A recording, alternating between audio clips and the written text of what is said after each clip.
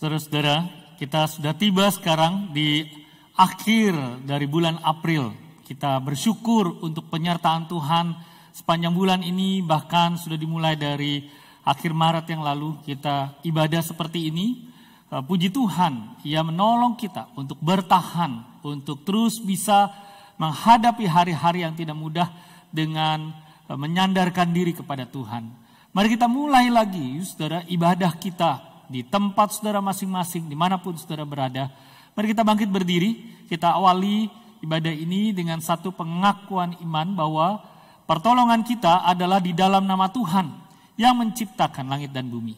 Biarlah kasih karunia dan damai sejahtera dari Allah Bapa, dari Tuhan Yesus Kristus menyertai saudara sekalian. Amin.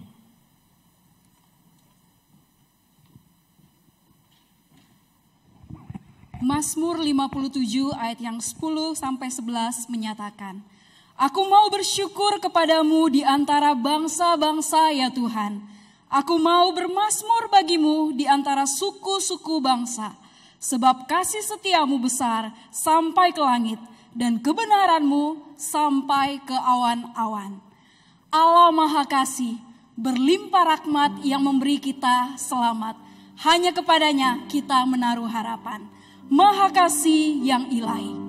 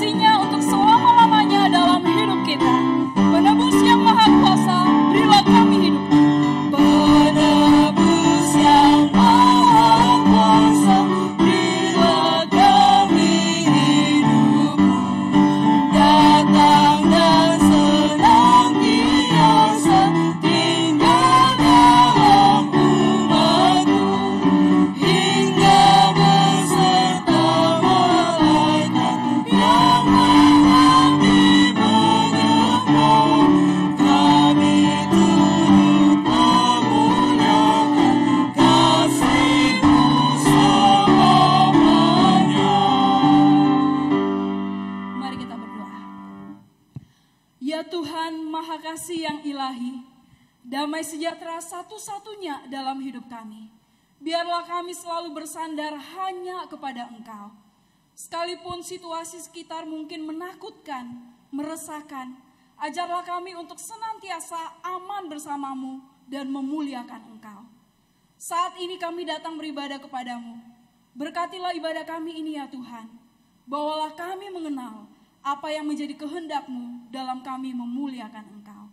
Dalam nama Tuhan Yesus kami berdoa. Amin.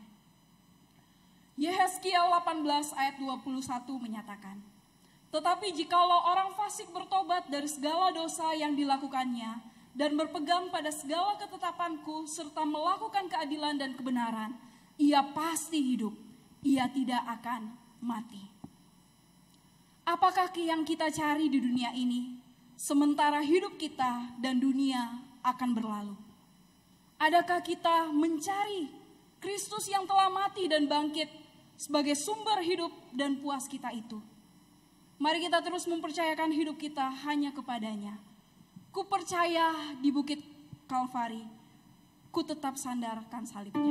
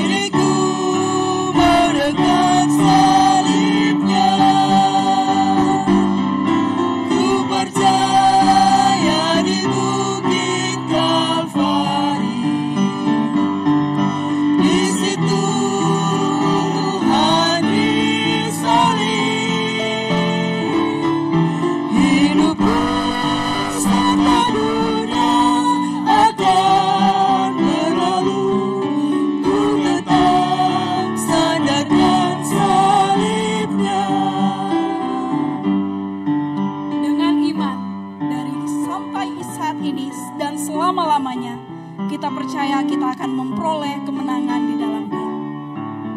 Ku percaya hidup tak dapat kuterka, namun ku percaya kepadanya. Ku percaya hidup tak dapat kuterka, suatu hari semua akan berhenti. Dengan imanku pasti menangkan maut, di surga ada bersamanya. Ku percaya di bukit Kalvari, di situ Tuhan disalib. Hidupku sama dunia akan berlalu, kau tetap sandarkan salibnya. Mari saat ini kita mengambil sikap doa kita di hadapannya. Mari kita mengoreksi diri kita. Adakah kita taat dan setia kepada Tuhan? Bila memang kita mendapati diri kita yang gagal dan berdosa, mari kita datang minta ampun dan memohon anugerahnya, membalikan kita untuk taat dan setia kepadanya. Mari kita mengambil waktu doa di hadapan Tuhan.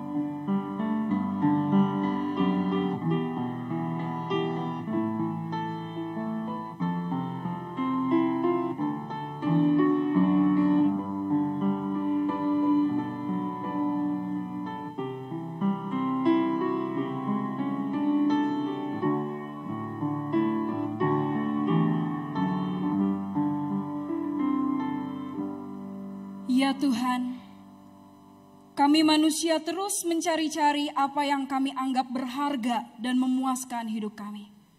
Nama, kekayaan, kuasa, sosok yang kami berhalakan, padahal semuanya itu tak jua utuh kami dapatkan, dan pada akhirnya akan lenyap oleh kesudahan-Mu ya Tuhan. Ya kepada Engkau Kristus yang telah mati dan bangkit mengubahkan hidup kami. Biarlah kami benar-benar melepaskan keinginan lama kami dan mempercayakan hidup kami hanya kepada Engkau saja. Engkaulah cukup dan puas kami. Tetapi maafkan kami yang sering gagal dan berbalik kepada dosa ini ya Tuhan. Bawalah kami senantiasa memandang ke depan dan bersandar dalam dekap kekal-Mu. Inilah setiap kami yang datang memohon ampun dan memohon anugerah-Mu. Dalam nama Tuhan Yesus kami berdoa. Amin. Pembacaan firman Tuhan hari ini terdapat dari Roma 6 ayat 15 sampai 23. Mari kita membacakan bagian ini secara bergantian ayat demi ayat. Roma 6 ayat 15 sampai 23. Jadi bagaimana? Apakah kita akan berbuat dosa karena kita tidak berada di bawah hukum Taurat, tetapi di bawah kasih karunia? Sekali-kali tidak.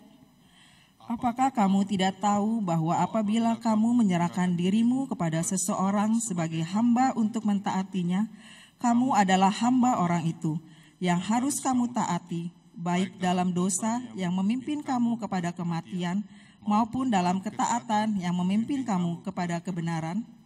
Tetapi syukurlah kepada Allah, dahulu memang kamu hamba dosa, tetapi sekarang kamu dengan segenap hati telah mentaati pengajaran yang telah diteruskan kepadamu.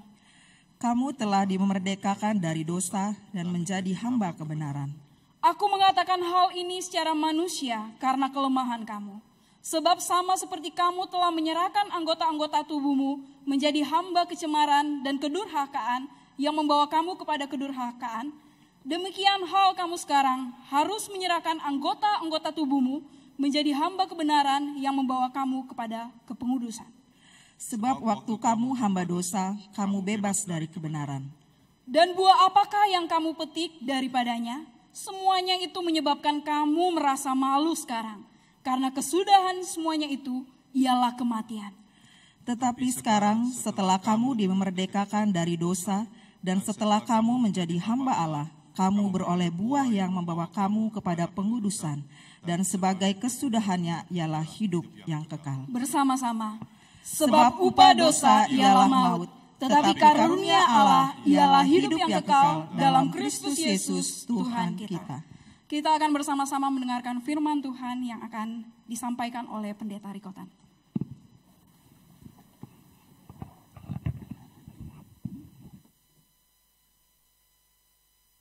Baik, saudara-saudara, kita sudah membaca bagian firman Tuhan. Senang sekali bisa berjumpa dengan saudara lagi pada hari yang indah ini.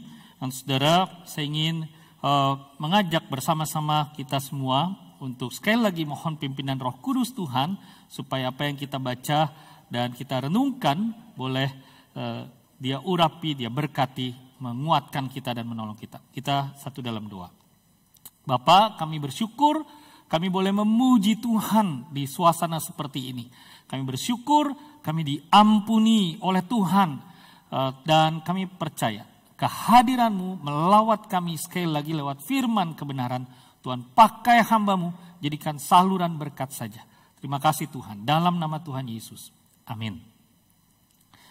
Nah, saudara-saudara, hari ini dari Roma pasal yang ke-5 ke Roma pasal yang ke-6 ayat 15 sampai dengan 23 di bawah satu tema yang menarik, saudara, budak yang merdeka. Saya harap saudara terus setia untuk boleh ambil bagian di dalam pembahasan kitab Roma ini. Dan saudara-saudara, jika saudara ada pertanyaan-pertanyaan, saudara mungkin boleh mulai mencatatnya. Kami sedang memikirkan karena ada WhatsApp yang masuk, juga ada pertanyaan-pertanyaan secara khusus saudara tentang pembahasan kitab Roma ini. Tapi kita memang belum ada wadahnya. Bagaimanakah menjawab pertanyaan-pertanyaan tersebut? Jadi saudara catatlah satu saat mungkin kita buat sesuatu yang live Instagram atau sesuatu yang berbeda, saudara ya. Mari kita lihat ke sini dulu, ke Roma pasal 6 ayat 15 sampai 23 ini. Saudara, saya ingin mulai dengan ini, sesuatu yang kita sudah mungkin punya, khususnya mereka yang sudah 17 tahun ke atas, saudara. Apa bedanya KTP kita di Indonesia dengan SIM, surat izin mengemudi? Saudara, SIM itu biasanya dipakai juga sebagai tanda pengenal, mirip-mirip lah saudara dengan KTP. Jadi bisa pakai SIM, bisa pakai juga kartu KTP untuk misalnya urusan administrasi tertentu. Sekarang saudara, apa bedanya itu? Walaupun sama-sama bisa dipakai sebagai kartu identitas. SIM menunjukkan bahwa saudara-saudara mendapat izin untuk mengendarai motor atau mobil, saudara, karena sudah lulus persyaratan atau kriteria tertentu. Saudara sudah punya SIM, entah C atau A, berarti saudara boleh di dalam mobil di belakang setir atau di atas motor di belakang setir, saudara ya, bukan di tempat yang lain.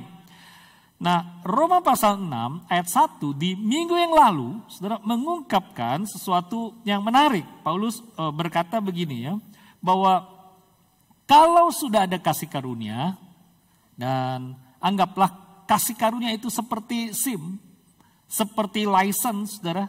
Kita buat singkatan yang baru untuk itu, SIM artinya surat izin membuat dosa. Kalau ada kasih karunia, bukankah kasih karunia itu seperti SIM? Seperti surat izin membuat dosa. Yang Paulus kemudian jawab, tidak, kamu tidak mengerti apa artinya. Secara indikatif kamu menyatu dengan kematian dan kebangkitan Kristus. Nah sekarang Roma 6 ayat 15 ini saudara ada satu argumentasi yang lain lagi. Jika kita tidak di bawah hukum Taurat, tadi tentang kasih karunia saudara ya. Sekarang jika kita tidak di bawah hukum Taurat, seperti kita lihat di ayat 14, dilanjutkan ke ayat yang ke-15 ini, kita ini kan dalam hukum kasih karunia, berarti tidak di dalam hukum Taurat. Berarti kita bisa bebas memilih. Karena sudah punya SIM, lalu tidak perlu lagi ada hukum, hidup semau-maunya saja. Kita bebas kalau begitu. Untuk apa kemudian kita pusing dengan aturan, dengan hukum, dengan kitab suci. Dan kata lain, saudara, Roma 6 ayat 15 bicara seperti ini, saudara ya, bahwa jika cara kita diselamatkan bukan dengan taat kepada hukum-hukum Allah, apakah kemudian kita tidak lagi wajib hidup suci? Sekali lagi ya, yang sebelah kirinya saudara baca itu Roma 6 ayat 15. Sekarang saya bahasakan begini, jika kita diselamatkan bukan dengan taat kepada hukum Taurat, lalu kalau begitu nggak perlu lagi kita hidup dalam kesucian, dalam kekudusan. Saudara, saya buat ilustrasi seperti ini. Saya punya kawan, saudara. Kalau saya sebut namanya nanti saudara kenal lah ya. Saudara, kawan saya ini sakit mah. Gara-gara dia sakit mah, dia harus punya hukum Taurat sendiri untuk dirinya. Dia harus makan siang yang tepat, pokoknya teratur. Jam 12 siang teng. Dia tanpa bunyi alarm di handphone pun, dia pokoknya harus makan. Kalau tidak, mahnya kambuh. Nah itu hukum Tauratnya saudara ya. Pertanyaan begini, kalau begitu saya misalnya tidak punya sakit mah. Kalau saya tidak punya sakit mah, saya bebas dari sakit mah, bolehkah saya makan siang semau saya? Mau jam 11, mau jam 3, mau jam 4 sore. Toh saya nggak punya sakit mah. Tidak perlu takut soal itu. Saudara, pertanyaannya kalau begitu, karena saya tidak sakit mah, saya bebas dari sakit mah, saya boleh makan siang semaunya. Saudara, itu yang menjadi pertanyaan Roma 6 ayat 15 tadi. Kan bebas, tidak ada lagi hukum Taurat. Saya sudah bebas, saya merdeka. Nah, buat apa hidup Kristen saya sekarang diatur-atur? Kalau sekarang saya tarik, saudara, pertanyaan itu, kita tidak bicara soal hukum lah. Kita tidak bicara tentang jangan membunuh, jangan mencuri. Tapi contoh hidup kita sekarang kita sering dengar. Hamba Tuhan berkata saat teduh harus, baca Alkitab harus, doa harus. Saudara, pertanyaan saya. Kalau begitu, kalau kita ini orang yang bebas, tidak lagi harus terikat dengan aturan tertentu, lalu kenapa kita ciptakan hukum Taurat baru? Apa motif saudara ketika saudara membaca Alkitab, ketika saudara saat teduh? Buat apa? Saya malam-malam sebelum tidur berdoa syafaat bersama dengan istri minimal setengah jam, pokoknya jam 10 malam alarm bunyi. Saudara. Loh, kok seperti hukum Taurat baru kalau begitu? Saudara. Nah, pertanyaan Paulus ini di ayat 15 dampaknya begitu besar untuk hidup Kristen kita saat ini kalau kita tidak secara serius saudara memahaminya. Nanti kalau tambah ruwet lagi hidup saudara ya, hidup Kristen kita. Karena kita bisa tanya begini, kalau begitu kita tidak perlu lagi hukum Taurat, buat apa takut berbuat dosa? Buat apa takut berzina? Buat apa takut membunuh? Buat apa semua itu kita takuti? Kalau toh sebenarnya Tuhan akan selamatkan kita.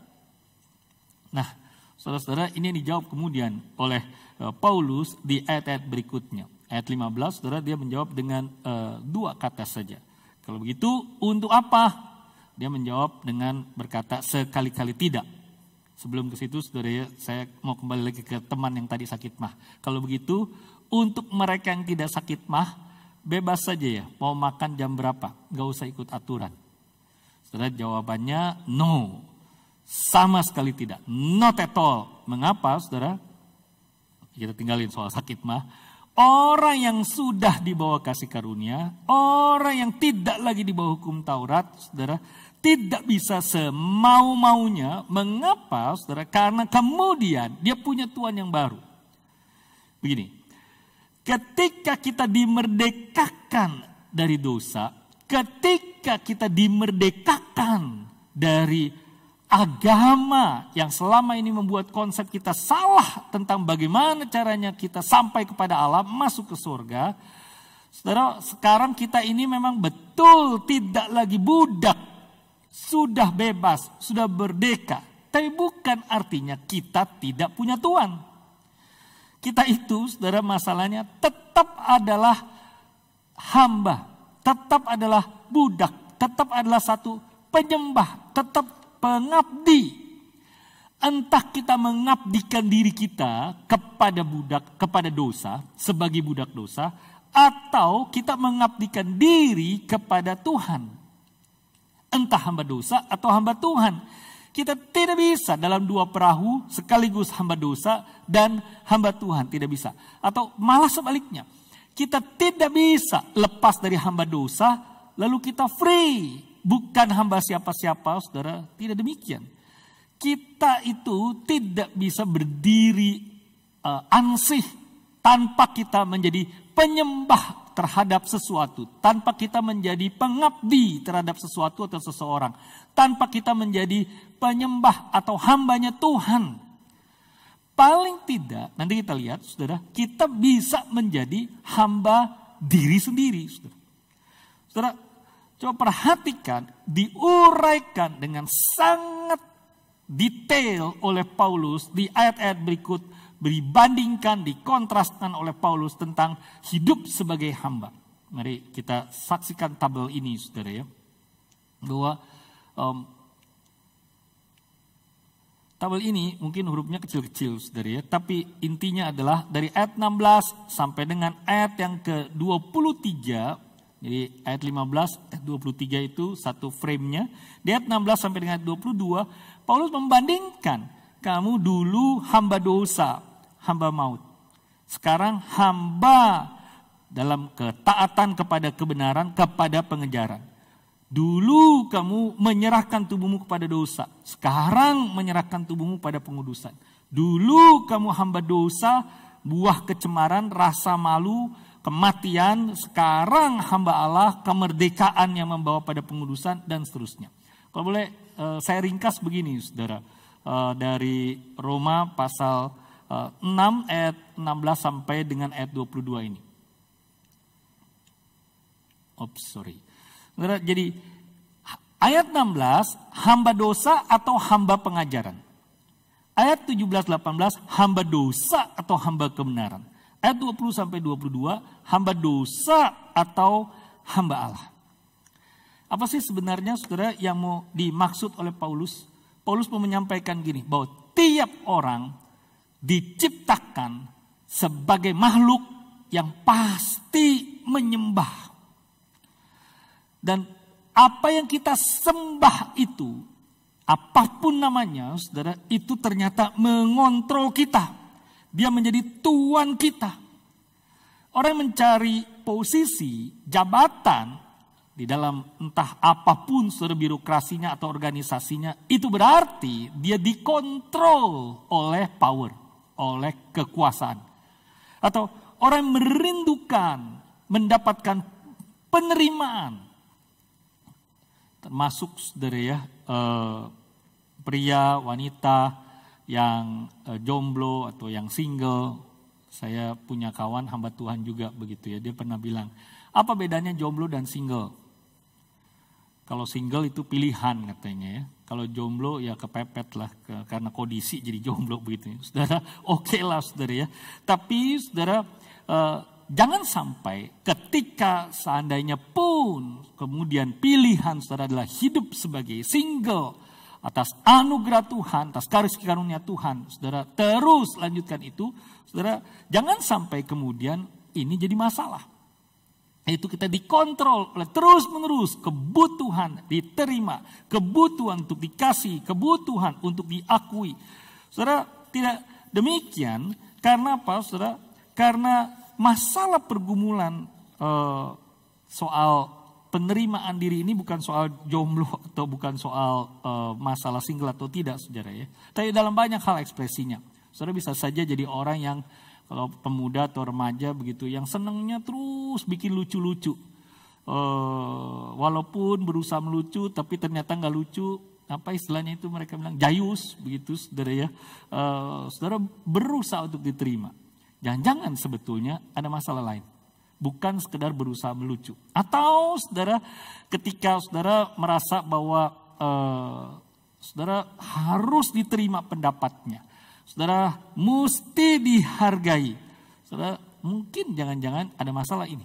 Ada masalah penerimaan diri. Atau ketika dikasih input oleh orang lain. Dikritik oleh orang lain. Saudara tidak bisa kendalikan diri. Saudara jangan-jangan penerimaan diri adalah tuan.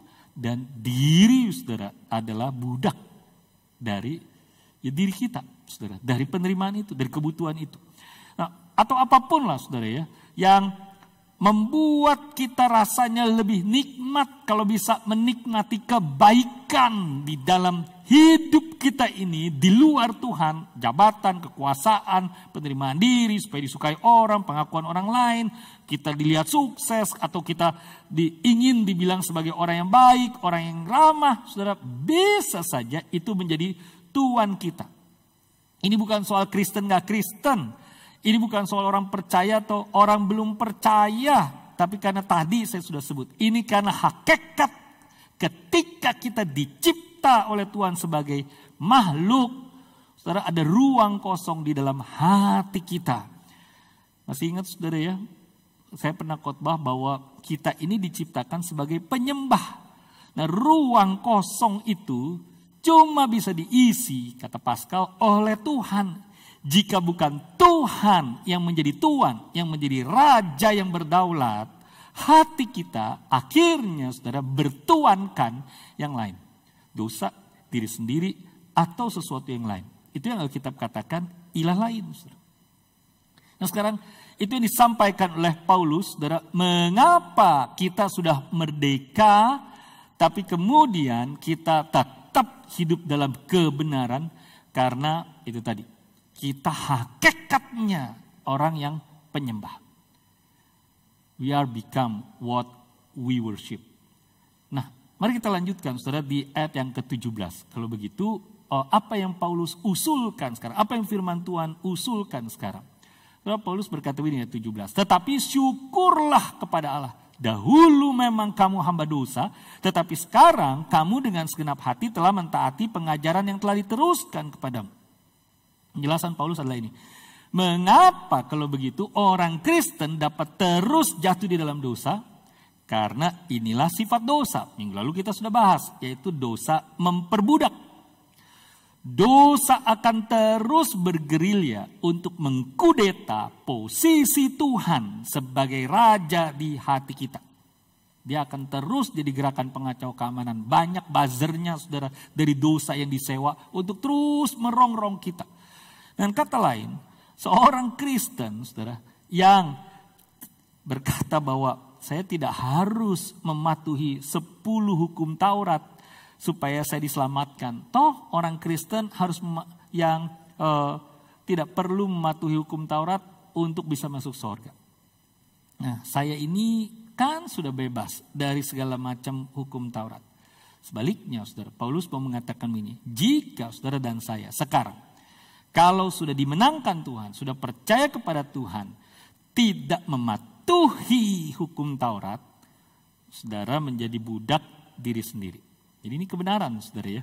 Saudara tidak masuk surga karena saudara taat hukum Taurat. Saudara masuk sorga diselamatkan karena kasih karunia. Begitu diselamatkan oleh kasih karunia, saudara bukan lagi budak dosa, tapi menjadi hambanya Tuhan. Siapapun saudara, mau pendeta, mau pedagang, mau pekerja, saudara adalah hamba Tuhan. Artinya Tuhan adalah raja. Kalau Tuhan adalah raja, Tuhan adalah Tuhan, kita diminta untuk ikut aturannya Tuhan, yaitu hukum Taurat, saudara. Jadi mau balik lagi ke orang yang sakit mah, kawan saya tadi nggak, saudara ya. Jadi sekarang makan teratur tidak menjamin saudara itu bebas dari sakit mah. Tetapi saudara harus makan teratur jika ingin merdeka dari sakit mah. Kayaknya kita ngomongin puasa, kita ngomongin makan terus padahal lagi bulan puasa, saudara. Mari kita kembali kepada firman Tuhan. Ayat 17 tadi, kata dahulu, ini 4 elemen yang ada, saudara, di dalam Alkitab kita, di ayat yang ke-17, 1 pengajaran, 2 segenap hati, lalu kemudian juga taat dan syukur kepada Allah. Tapi sebelum ke situ, saya ingin mulai dengan kata dahulu. Karena ayat 17 itu juga dimulai dengan kata dahulu sebelum syukur pada Allah. Kata dahulu di ayat 17 dalam bahasa Yunani itu bentuknya imperfect. Artinya satu kali dikerjakan tapi dampaknya untuk seterusnya. Itu tadi sudah kita jelaskan, saudara ya. Kita budak, bawaan alam, kodratnya memang begitu, secara otomatis kita makhluk.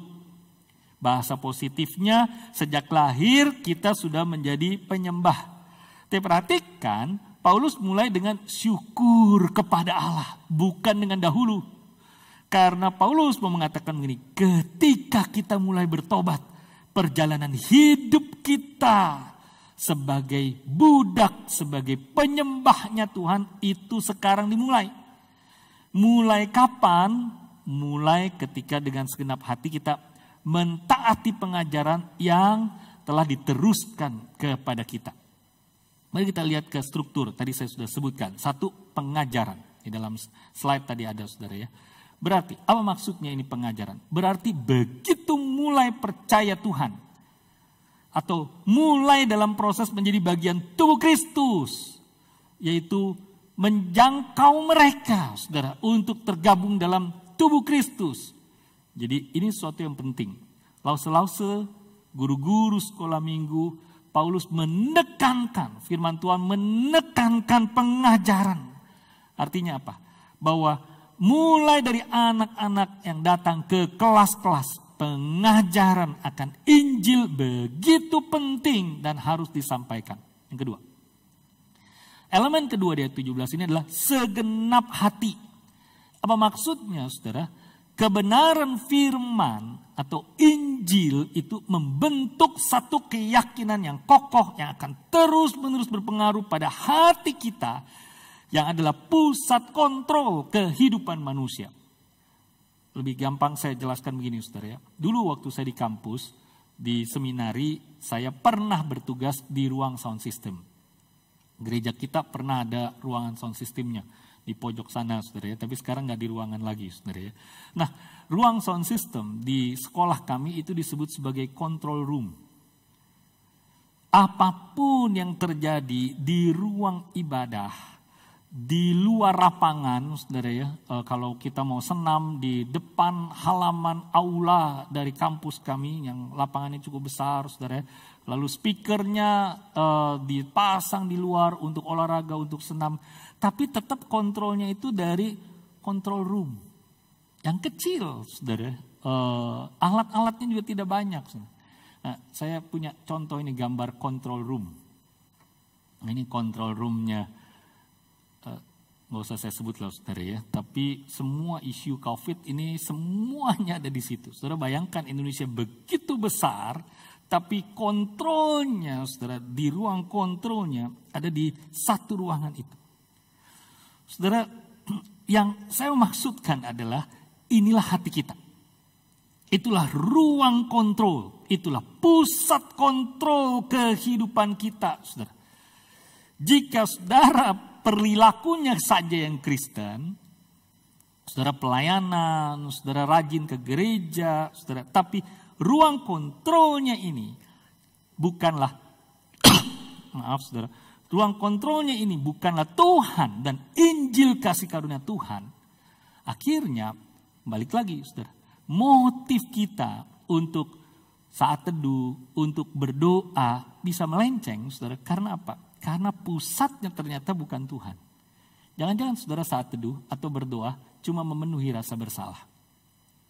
Bukan karena cinta kepada Tuhan, bukan karena sikap hati sebagai penyembah. Dia adalah Tuhan saya, dia sudah mencintai saya, dia memberikan kasih karunia-Nya kepada saya. Saya merindukan dia sebagai kekasih saya.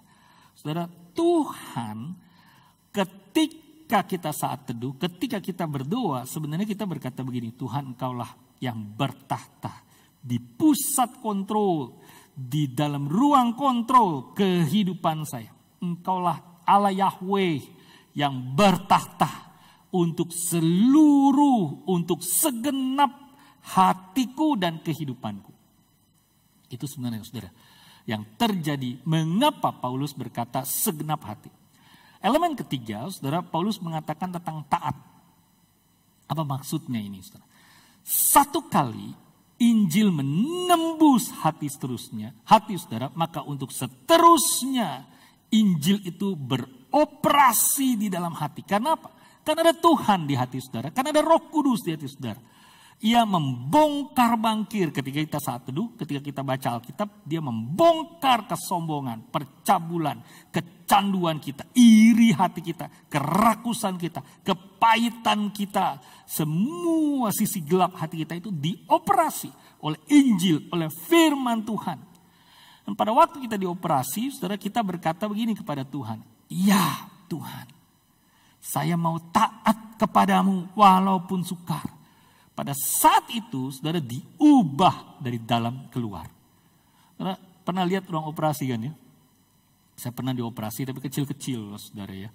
Dan pernah masuk ke dalam ruang operasi. Saudara, ternyata hati kita itu bukan cuma ruang kontrol, bukan cuma control room, bukan. Tapi hati kita itu adalah kamar bedah. Boleh ditampilkan sekali lagi ya, kamar bedah. Nah, ini kira-kira kamar bedah. Boleh yang sebelumnya ditampilkan kamar bedah. Nah, ini kamar bedah. Di atasnya ada lampu sorot yang besar-besar, yang sangat terang. Saudara. Saudara, bayangkan waktu saudara saat teduh, waktu saudara baca Alkitab, pada waktu saudara mendengarkan Tuhan di dalam doa saudara, hati kita itu yang bukan cuma ruang kontrol, tapi juga kamar bedah, ruang operasi, dokter bedahnya adalah Tuhan. Firman Tuhan itu lampu sorot yang memberikan spotlight pada sakit, kanker, kotoran hati kita, pikiran kita yang perlu dipotong, dibuang. Cara potongnya bagaimana? Minta ampun sama Tuhan, mengakui, dibersihkan oleh Tuhan. Lalu kita berkata, ya Tuhan, saya mau. Saudara-saudara, saya tahu untuk dibersihkan, untuk dipotong yang buruk-buruk, yang sakit itu memang saudara membuat bekas luka. Berdarah-darah, saudara. Tapi puji Tuhan, ada obatnya. Obatnya apa? Kasih karunia. Hati kita boleh saja penuh dengan scars, penuh dengan bekas luka. Tapi sembuh oleh karena kasih karunia Tuhan. Waktu kapan? Waktu kita pilih taat. Waktu firman Tuhan katakan mengampuni. Aduh, sukarnya mengampuni, tapi taat. Ya Tuhan, bukan karena dia saya mau mengampuni, tapi karena Tuhan. Nah, inilah motif saat teduh kita. Bukan wajib, bukan hukum Taurat baru, tapi kerinduan kita untuk terus menjadikan dia sebagai raja di ruang kontrol ini, di pusat hidup saya. Jadi saudara, biarkan Alkitab itu bukan cuma seneng ada yang baru di otak, tapi saudara membuat sorotan ke dalam hati, membedah kehidupan saudara. Kalau boleh saya tanya, kapan terakhir ada bekas tetesan air mata pertobatan di lembar kertas Alkitab saudara? Tapi saudara udah gak baca Alkitab pakai itu sih ya, hard copy ya. Handphone ketetesan air mata dilap hilang lagi saudara ya. Kapan terakhir saudara saudara berlutut dan minta ampun ketika saudara baca Alkitab dan saat teduh. Jika motif kita saat-saat waktu teduh, meditasi, adalah sesuatu yang lain, saudara, jangan-jangan itu hukum Taurat baru. Jika motif kita berdoa hanya meminta-minta, tapi kita tidak mendengarkan Tuhan, apa kesulitan saudara mengerti kehendak Tuhan? Seringkali adalah ini, saudara, hati kita tetap mau bertahan kehendakku, bukan kehendak Tuhan. Tapi kalau hati kita bersih, kalau hati kita mau berserah, kita berkata, Tuhan aku mau taat, sebetulnya tidak susah-susah amat, saudara, untuk mengenal, untuk mengerti kehendak Tuhan. Katakanlah kepada Tuhan, ya Tuhan, aku mau.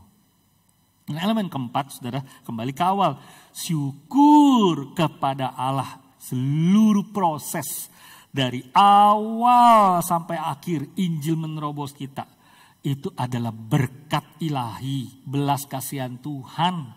Kasih karunia Allah, itu sebabnya Paulus memulai dengan syukur kepada Allah.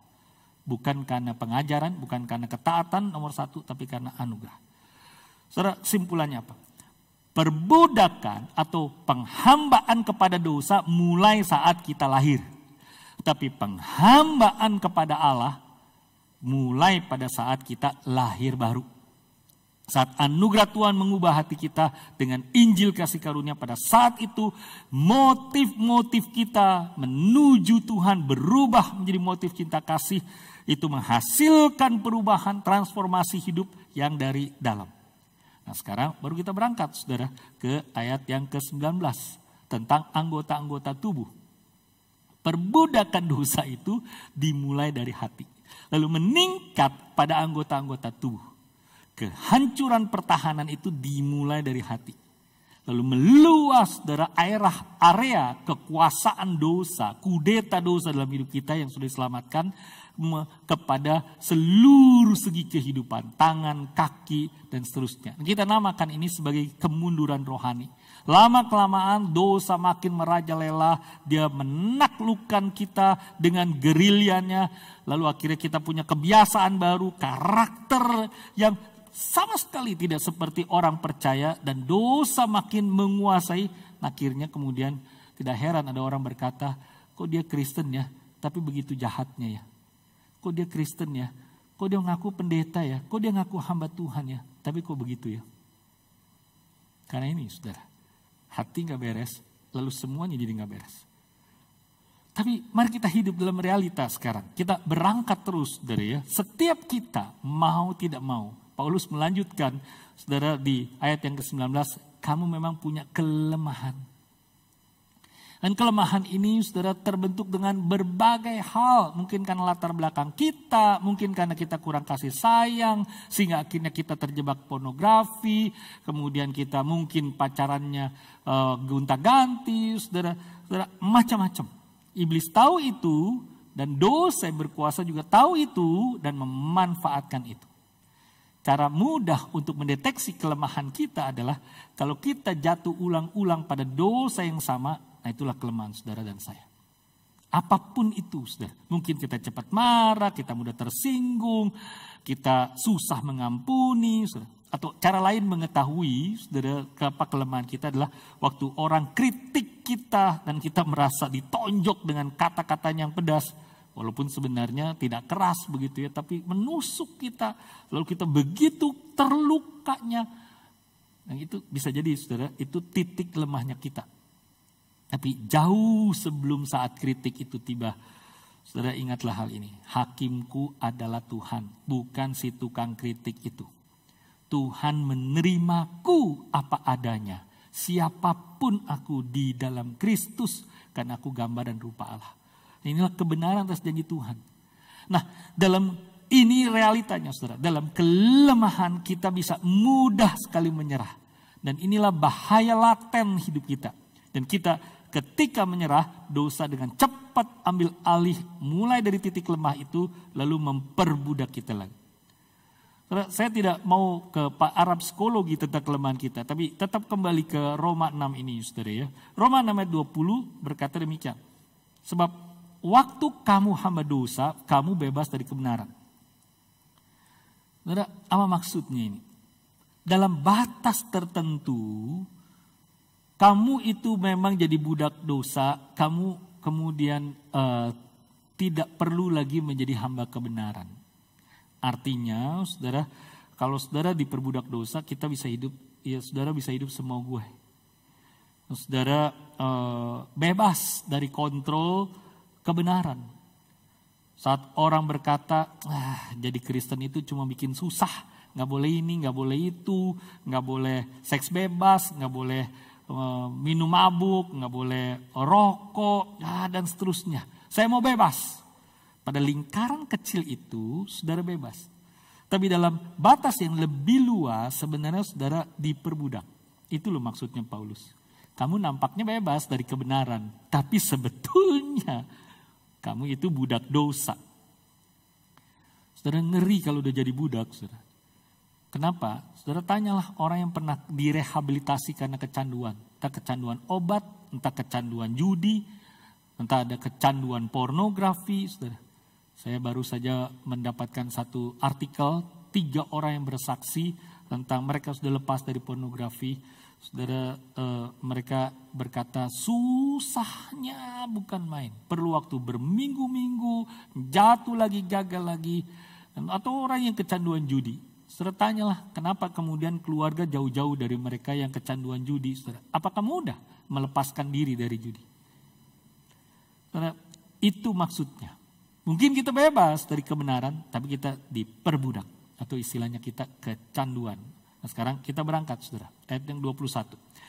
Jadi buah apakah yang kamu petik darinya? Semuanya itu menyebabkan kamu merasa malu sekarang karena kesudahan semuanya itu adalah kematian. Dosa membawa pada rasa malu. Ujung jalan rasa malu itu adalah kematian. Betul, dosa membawa kita terpisah dari Allah. Tapi apa ini maksud oleh Paulus ini? Bagaimana dosa membawa kematian buat orang percaya? Ini kan Paulus sedang bicara tentang orang percaya, bukan tentang orang berdosa, saudara. Waktu dia menyampaikan Roma 6 ayat 21 ini, Paulus mengacu pada apa? Pada kehancuran kehidupan dalam kekekalan. Jadi walaupun kita sudah percaya Tuhan, kita Kristen, tapi kita tidak mau mematuhi hukum Allah, saudara, akhirnya menjadi budak atas apa? Mungkin nafsu, mungkin egois, mungkin kepahitan, mungkin kebanggaan, mungkin materialisme, mungkin khawatir, mungkin takut.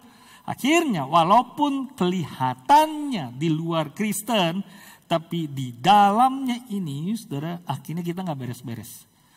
Kita akhirnya sudah menjadi kering. Dan ini kemudian dimaksudkan oleh Paulus tidak lagi menghasilkan buah. Mungkin saudara kelihatannya produktif, gereja, pelayanan, apapun juga. Tapi sebetulnya saudara sedang mempermalukan diri dan sedang menuju kepada kematian rohani. Tidak menghasilkan buah dan akhirnya berdampak pada kekekalan. Sekarang saudara sebaliknya, ayat 22. Jika kita menghambakan diri pada Allah, Paulus mengajak kita melihat pada gambar masa kini dan masa yang akan datang. Buah dari penghambaan diri pada Allah, yaitu ketaatan kita. Saudara, ini perhatikan saudara ya. Saya sendiri merasa ini sesuatu pencerahan, satu insight buat saya. Bagaimana caranya menghasilkan buah roh saya dapat ketika mempersiapkan Roma 6 ayat 22 ini.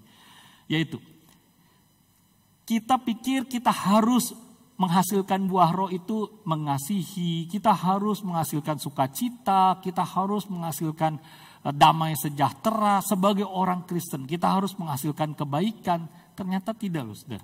Prosesnya begini kata Paulus ya. Kita taat saja kepada Tuhan sebagai hamba Allah, sebagai budaknya Tuhan. Nanti kalau kita taat, akhirnya itu menghasilkan buah. Buahnya itu apa? Buahnya kasih, sukacita, damai sejahtera, kebaikan, kemurahan, dan seterusnya. Buah, kenapa disebut buah? Karena itu bisa dinikmati oleh Tuhan, oleh orang lain, dan oleh diri sendiri. Saudara bayangkan itu. Saudara ketika bebas dari dosa, sekarang menjadi budaknya Tuhan, lalu saudara membiarkan dia sebagai raja, saudara taat.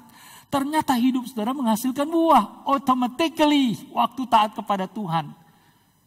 Jadi ini bukan sesuatu yang harus kita upayakan, tunjukkan kemurahan kita, tunjukkan penguasaan diri kita. Tidak ternyata, saudara. Bukankah ini sesuatu yang luar biasa? Waktu kita taat, otomatis orang melihat, menikmati. Luar biasa dia ya, sekarang dia tidak marah-marah lagi. Ada buah penguasaan diri. Kenapa? Bukan kita yang paksa-paksa, tapi hasil dari taat kepada Tuhan. Dan terakhir, ayat 23. Nah, ini ayat yang terkenal ya. Upah dosa adalah maut, sebab upah dosa adalah maut. Tapi ngerti nggak saudara? Saya terus terang saudara ya, mempersiapkan bagian firman Tuhan ini terburu-buru saudara. Waktunya begitu mepet. Tapi saudara, saya mendapatkan begitu banyak hal. Ini ayat betul-betul saudara, ketika saya mendalaminya menjadi berkat tersendiri. Dosa biar bagaimana adalah bos, adalah tuan. Kalau tuan ngasih gaji, kalau bos ngasih upah, betul ya? Saudara, si Mr. Dosa, si bos Q dosa itu saudara ya, dosa yang jadi bos, kalau kasih upah selalu full, gak kurang, dan selalu tepat waktu. Upah, gaji yang dibayarkan dosa kepada para pegawainya, hambanya, budaknya adalah maut. Selalu tepat waktu, selalu full. Jadi saudara, ini dosa membayarkan apa yang paling pantas diterima oleh si budak dosa. Maut. Dan dibalik maut. Bukankah itu mengerikan saudara? Di ayat yang sama, pada pihak lain, Paulus berkata begini saudara ya, di ayat 23 kalau saudara perhatikan kata-kata di sini. Jadi kalau begitu, mari kita taatnya bukan kepada dosa, tapi mari kita taatnya kepada Tuhan di dalam segala kebenaran, maka kita akan mendapatkan upah, yaitu sorga. No saudara, tidak. Paulus tidak menggunakan kata upah untuk keselamatan dan sorga. Jadi dalam satu ayat yang pendek itu, kita semua berdosa, upah yang pantas dari bos kita, yaitu si dosa itu, saudara, yang kita terima sebagai budaknya adalah maut. Tapi hidup kekal bukan upah. Kata apa yang dipakai di situ? Di ayat 23, kata karunia Allah. Hidup kekal selalu merupakan karunia Allah. Itu bukan upah. Bukan. Tapi saudara, itu dibayar di muka. Down payment dan full down payment. Karena Kristus yang mengerjakannya dan kita di dalam Kristus. Sebentar saya akan kasih contoh soal ini saudara sebagai penutup. Tapi mentaati dan melayani Tuhan sebagai hamba Tuhan tidaklah memenangkan keselamatan dan sorga bagi kita. Betapapun baiknya pelayanan kita. Kita ini hanya bisa berkata, kita hamba, kami ini hamba yang tidak layak. Kami hanya melakukan tugas kami, Lukas 17 ayat 10.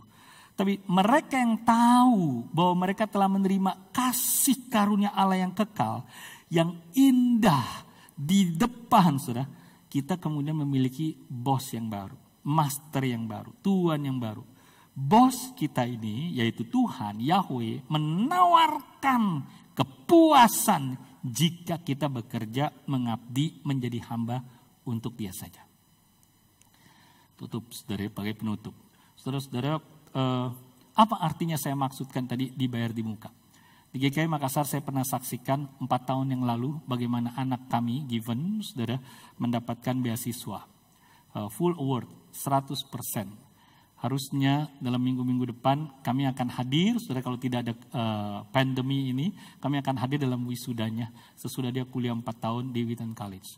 Saudara, waktu dia diterima di Wheaton College dengan full award tadi, saya tetap nggak yakin. Apa buktinya kamu dapat 100%? Saudara tahu kuliah 100% dengan uang makan, dengan asuransi, dengan biaya hidup itu berapa? 4 tahun. 2 miliar lebih saudara. Dan gak punya dana sebanyak itu saya. Itu betul-betul anugerah. Lalu saya minta sama Given, apa buktinya kamu itu dapat beasiswa 100%? Daripada ntar di tengah jalan saya mesti kemudian berubah strategi, saudara, mendingan saya tanya buktinya apa. Dia email sertifikat ditandatanganin oleh rektor, cap gereja, saudara, yang emboss, cap sekolah Wheaton College yang emboss itu, lalu dia scan, dia kirim ke saya.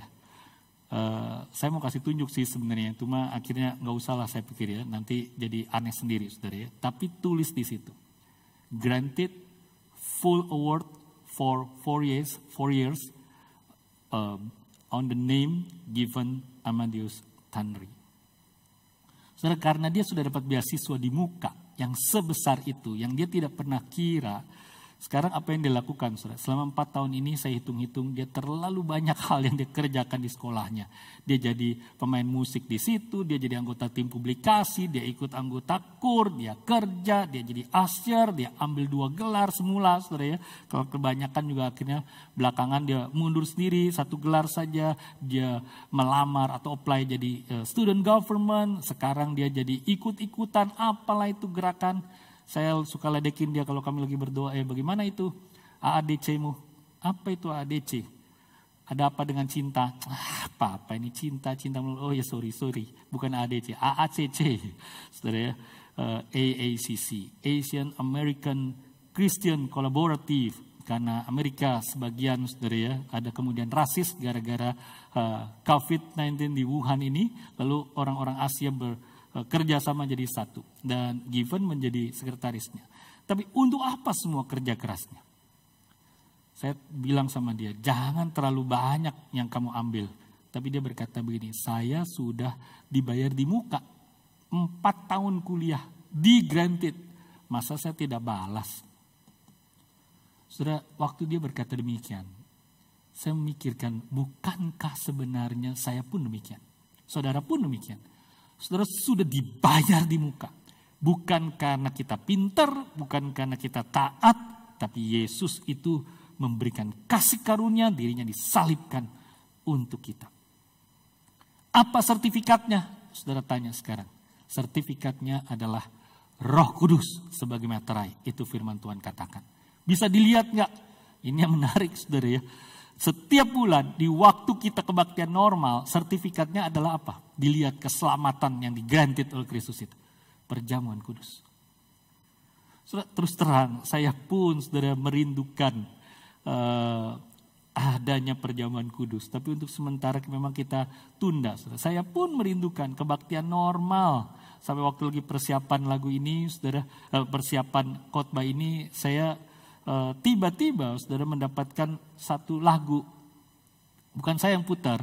Saya lebih senang kalau saya sedang persiapan itu suasana hening. Tapi semua putar lagu pada saat yang sama, saudara. Lagu itu kemudian saya rasa bagus sekali. Saya nggak pernah dengar. Saya lihat YouTube-nya, saudara, di YouTube. Ternyata waktu di YouTube ini paduan suara yang nyanyi. Wah, ketika saya mendengar lagu itu, saya terus terang, saya menangis, saudara. Menangisnya bukan sekedar dari kata-kata lagu itu, tapi saya pikir, kapan ya dengar lagi paduan suara di gereja? Begitu indahnya ini. Saudara, kita menantikan waktu yang normal. Sekarang kita di era normal yang baru. Tapi, saudara, satu hal, kemarin, saudara ya, atau tadi juga saudara seorang rekan mengatakan, pada saat seperti ini jauh lebih penting daripada ibadah normal di dalam gedung gereja, sekarang menjadi ibadah yang mengasihi sesama gereja di tempat masing-masing. Saudara, saya bersyukur jemaat di GKI Makassar itu punya inisiatif. Ada yang menggalang teman-temannya di satu RT untuk bikin aksi sosial. Ada yang kantornya sendiri, ada yang perusahaannya sendiri. Macam-macam, saudara. Saya bersyukur. Saudara, saya percaya, saudara, bahwa kita sudah menjadi gereja yang sejati. Tapi kalau saudara belum, saudara, saya diingatkan oleh satu artikel yang judulnya begini dari Christianity Today. Who is my COVID-19 neighbor? Saudara, hal yang paling kecil, saudara, itu bisa kita lakukan sebenarnya karena apa? Karena kita ini budak yang merdeka. Yang kita layani adalah Tuhan kita. Saudara, terakhir sekali saya ingin kutip ini, saudara, karena saya menemukan gambaran ini dari Alkitab. Lazarus dan orang kaya, yang kemudian Lazarusnya meninggal, si orang kaya meninggal. Tuhan Yesus kasih gambaran si orang kaya masuk ke perapian yang nyala-nyala neraka dan Lazarus masuk ke pangkuan Bapa Abraham. Saudara, perhatikankah? Kedua kebenaran yang saya dapatkan di situ. Yang pertama, saudara, bahwa Lazarus itu tiap hari duduknya di depan si rumah orang kaya. Tuhan tidak minta kepada kita untuk memberkati orang-orang di seluruh dunia, tidak. Tapi kalau ada Lazarus di depan rumah saudara, jangan sampai saudara kayak si orang kaya itu matinya masuk neraka loh saudara, karena mengabaikan Lazarus di depan rumah, di depan mata. Yang kedua saudara, jangan tunggu Lazarus minta pertolongan. Lazarus yang Tuhan Yesus ceritakan di Lukas 16 itu tidak pernah minta tolong kepada si orang kaya. Dia hanya menantikan remah-remah roti yang mungkin jatuh dari makanan orang kaya itu. Saudara, kita di masa COVID ini, who is your COVID-19 neighbor? Saudara, tidak diminta untuk selamatkan seluruh dunia. Tapi kalau ada Lazarus di sekitar rumah kita, di depan rumah kita, tidak pernah mungkin dia minta tolong. Tapi kita tahu dia begitu sulitnya hanya menantikan remah-remah roti. Jangan sampai itu menyakiti hati Tuhan. Apa yang kita bisa buat dengan tangan kita? Hari ini, saudara, saya ingin mengajak kita mengingat 3 hal. Nomor 1, tadi, control room. Boleh kita lihat sekali lagi. Control room, hati kita. Itu control room, pusat kontrol hidup kita. Yang kedua, saudara ingat, hati kita ini bukan cuma ruang pusat, tapi juga ruang operasi, kamar operasi, tempat Tuhan membedah. Kalau dibongkar yang kotor-kotor itu, katakanlah kepada Tuhan, iya Tuhan, aku mau taat saja. Yang ketiga, tidak ada di dalam itu saudara PowerPoint, tapi saya ingin saudara lihat tangan saudara. Lihatlah tangan ini. Tuhan ciptakan untuk memberkati orang lain. Untuk menyembah Tuhan, untuk memberkati orang lain. Siapa yang saudara berkati? Lazarus di sekitar saudara. Kita belum berhenti saudara. Oke, kita merindukan ibadah. Saya ingin saudara menyaksikan apa paduan suara ini saudara ya, tentang lagu yang indah ini yang menyentuh hati kata-katanya. Tuhan adalah kasih. Coba kita saksikan sebentar saja.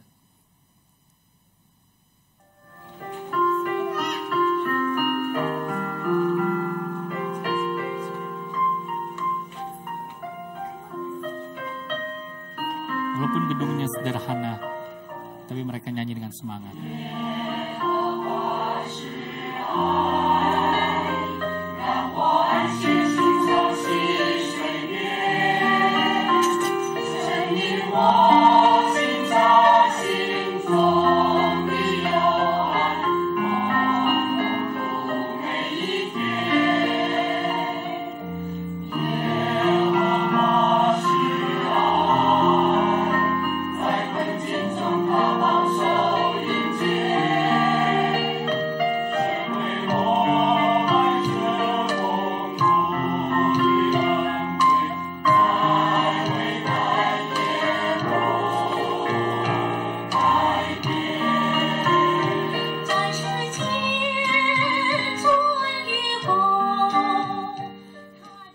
Saudara, itu yang kita rindukan bukan?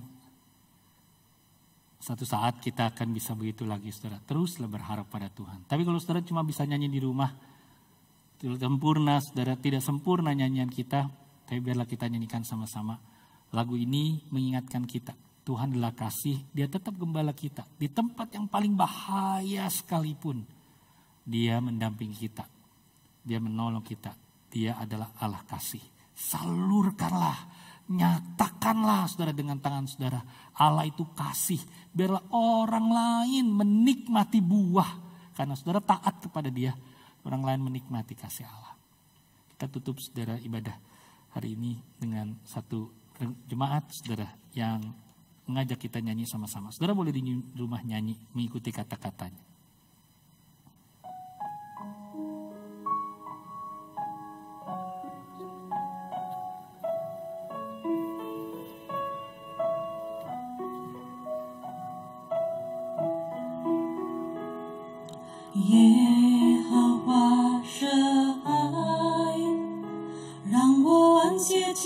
溪水边，生灵不心插心中的有点共同每一天。耶和华是爱，在困境中他保守引领，身为我摆设丰盛的恩典，在危难也不改变，在世间中恩与共，他的爱常在我身边，身为我生恩与保守面临共同度秋生。耶和华是爱，让我安歇青草溪水边，无限满足快乐，永着心田，在危难也不改变。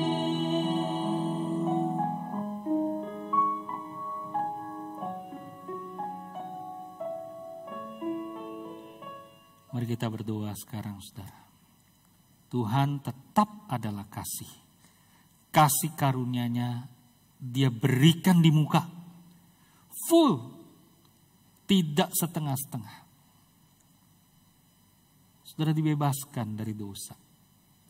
Maukah sekarang saudara menjadi hambanya? Bukan lagi hambanya dosa. Biarkan Dia bertata di ruang kontrol hidup saudara, yaitu hati kita.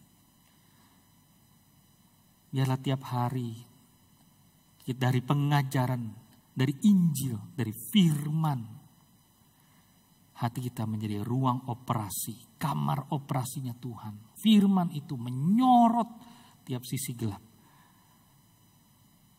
Dan walaupun terluka ketika kita disoroti firman, akan kelemahan, akan dosa, akan kegagalan kita, belas kasihannya, kasih karunia-Nya akan mengoperasi kita, menutup luka-luka itu, menyembuhkan kita.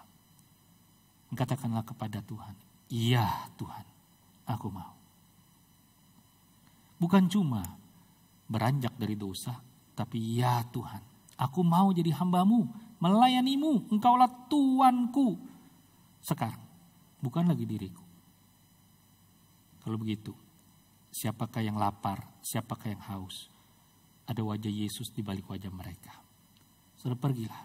Lebih dari ibadah normal yang kita rindukan. Ibadah yang sejati itu. Yaitu menyatakan kasih. Sehingga mereka menikmati buah dari kehidupan saudara. Yaitu buah Roh Kudus. Karena ketaatan saudara. Itu bisa dinikmati oleh sekeliling saudara. Di masa bahkan Ramadan ini. Di masa bahkan bulan puasa ini. Berdoalah, minta Tuhan tunjukkan, Tuhan, siapa Lazarus di sekitarku. Mungkin jauh tempatnya, tapi Tuhan tunjukkan dialah Lazarus yang harus aku ulurkan tangan. Ingat 3 gambar ini, saudara. Ruang kontrol, ruang operasi, dan tangan saudara. Tuhan mau pakai untuk memberkati, melayani Dia Sang Tuhan kita. 2 menit. Terima kasih Tuhan untuk kebenaran firman-Mu, apa yang kami dengar pada hari ini. Tuhan tolonglah kami yang sudah mendapat bayaran di muka, yaitu darah Kristus. Kami tidak lagi menjadi budak diri kami, tapi menjadi budaknya Sang Tuan, Sang Master yang sejati, yaitu Engkau saja. Bertatalah Engkau sebagai Raja, sebagai Tuan, di ruang kontrol, yaitu di hati kami. Di ruang operasi, yaitu hati kami. Bedahlah itu setiap hari. Bersihkanlah ya Tuhan, dokter yang sejati. Dalam nama Tuhan Yesus. Amin. Saudara-saudara, sebelum saya serahkan kepada pemimpin, senang sekali saudara kemarin, saudara sudah ikut serta dalam live Instagram dengan Pak Yakub Triandoko. Sekali lagi, mungkin satu saat kita gereja juga akan buat podcast, webinar, live IG, apapun namanya. Mungkin pemuda, mungkin remaja, mungkin cara seperti itu. Tapi topik-topiknya apa? Saudara bisa kasih masukan ke gereja, ke hamba Tuhan. Juga nanti kita mungkin bisa diskusikan apa follow up kitab Roma ini, saudara ya, lewat hal-hal itu. Yang kemudian, saudara, minggu ini juga bukan cuma ada live IG, kita sudah memberikan baju hazmat kepada rekan-rekan dokter di Siloam, dan juga tetap kita topang rekan-rekan di klinik SPN, dan bersyukur untuk juga aksi sosial yang sudah kita laksanakan. Bulan Ramadan ini, saudara, majelis dari persembahan saudara-saudara memikirkan apa yang kita bisa buat untuk lingkungan. Saudara, doalah dan biarlah betul gereja kita pun jadi berkat untuk mereka Lazarus yang ada di sekitar gereja kita. Nah, saudara, doakan juga gerakan doa kita tetap Injil kabar baik itu harus disampaikan. Kita menjelang hari kenaikan tanggal 21 Mei dan kita menjelang hari Pentakosta tanggal 31 Mei. Terus bertahan, terus jadi berkat di masa yang sulit ini. Itu saja, saudara. Mari kita lanjutkan ibadah kita.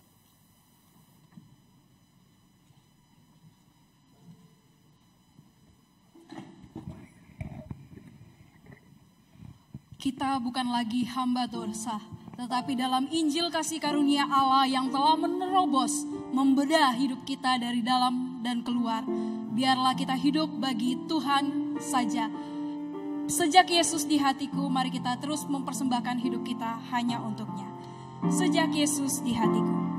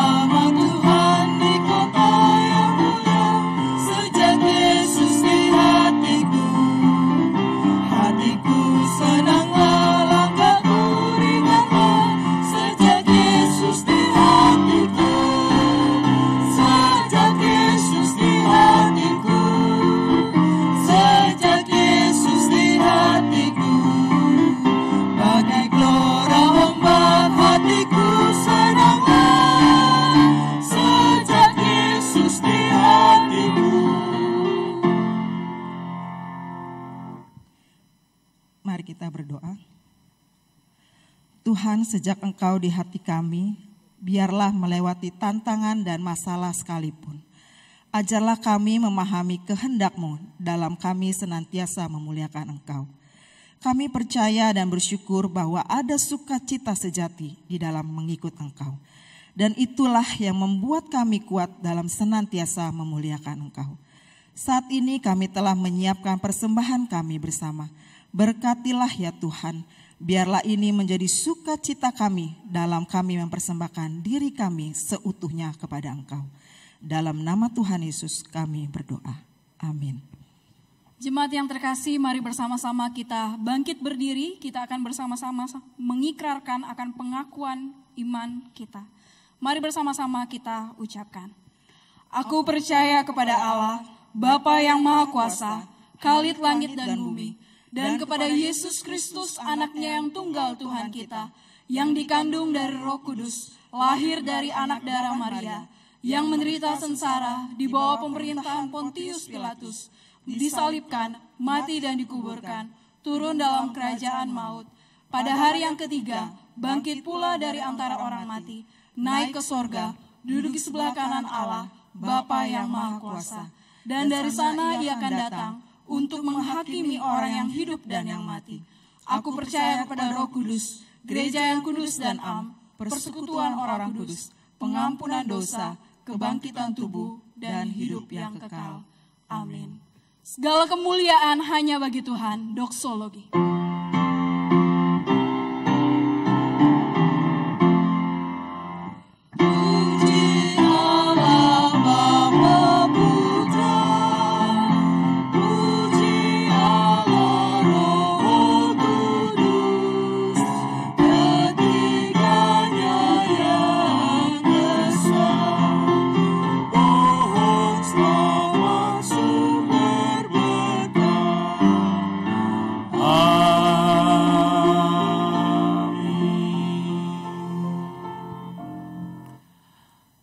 Arahkanlah hati dan terimalah berkat Tuhan.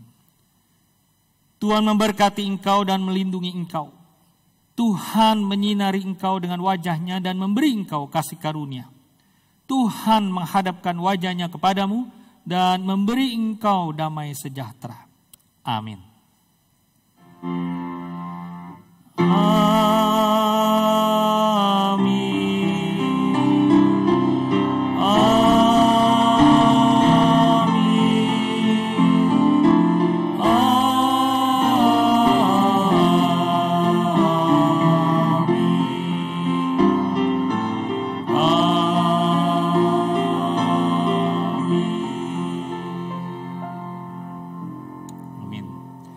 Saudara, sebelum saudara bepergian atau kembali lagi lakukan rutinitas saudara, minggu ini, mulai hari minggu ini, persembahan kita bisa kita salurkan dengan cara handphone saudara. Saudara buat barcode-nya, scan barcode-nya ke layar TV atau ke layar monitor laptop saudara, atau ke layar handphone saudara juga.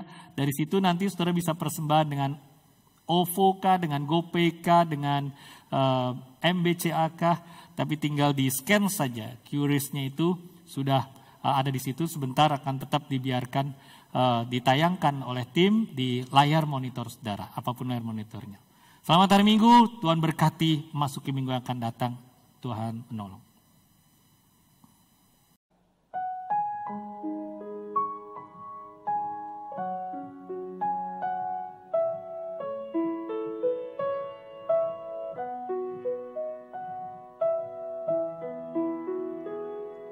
耶和华是爱，让我安歇静悄溪水边，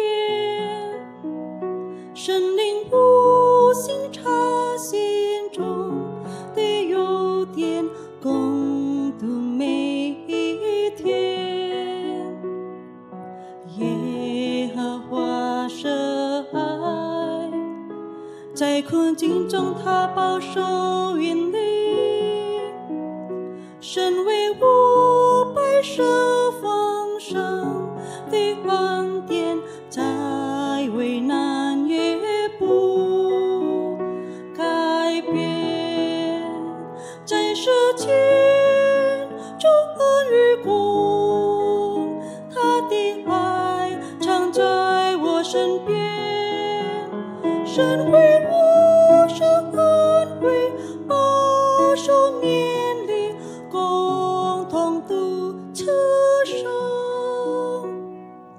耶和华是爱，让我安歇静悄溪水边，无限满足快乐，永着心田，在危难也不改变。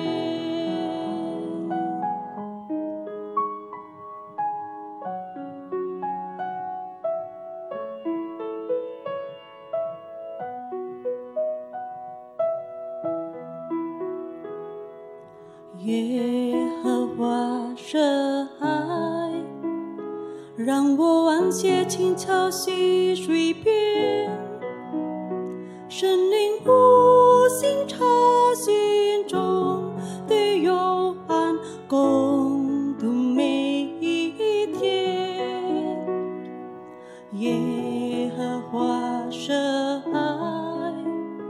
在困境中他保守原理，身为无百受丰盛的恩典，再为难也不改变，在世间主恩与共，他的爱常在我身边，身为我生恩惠，保守勉励，共同度此生。